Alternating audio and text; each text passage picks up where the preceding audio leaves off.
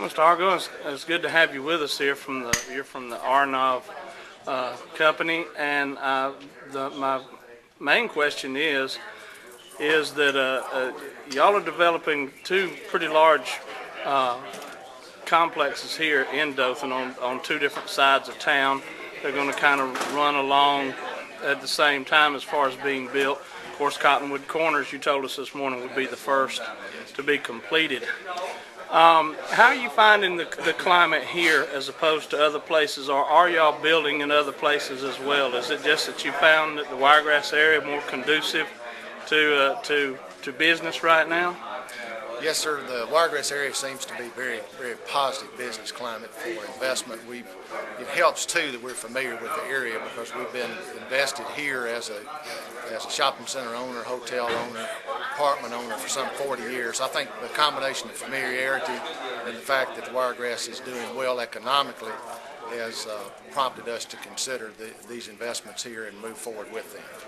Are you finding the climate all over Alabama? Is it kind of sluggish in other areas, or is Alabama faring better than other places around the country? I think generally Alabama's been blessed with the automobile industry and other type of job growth. I think may have softened some of the impact that other areas have felt throughout the country.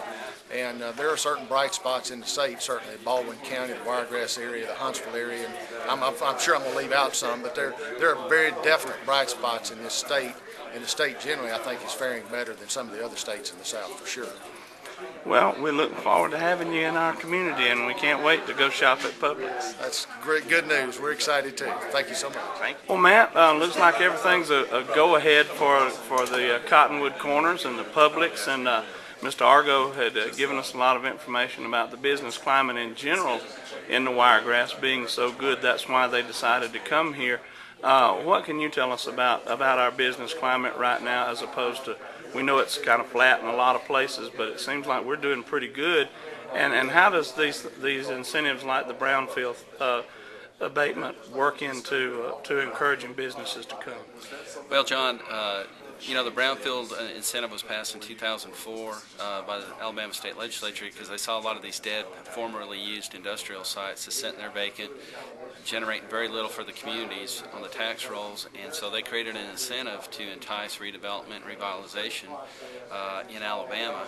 And we've kind of taken it full speed to maximize it to spur some development, and certainly seeing a development on Ross Clark Circle and 84 West right now with the new bank development, and then Cottonwood Corners, which was a former General Trailer manufacturing site, help spur and stimulate this project and use that as incentive. So everything helps, and especially, this past summer, had a lot of calls from around the state from different developers and different real estate conglomerates from around the country that were looking at Alabama in different parts of the state, and they were very interested in that incentive. Of course, the financial markets kind of flattened out there at the end of August, September, so a lot of those projects are probably on hold right now. Fortunately, we're able to use it to help Cottonwood Corners in that regard. But as the economy comes back, consumer spending increases, I think a lot of those projects that I talked to developers around the state will come back online, and those communities in those respective areas will see a benefit. But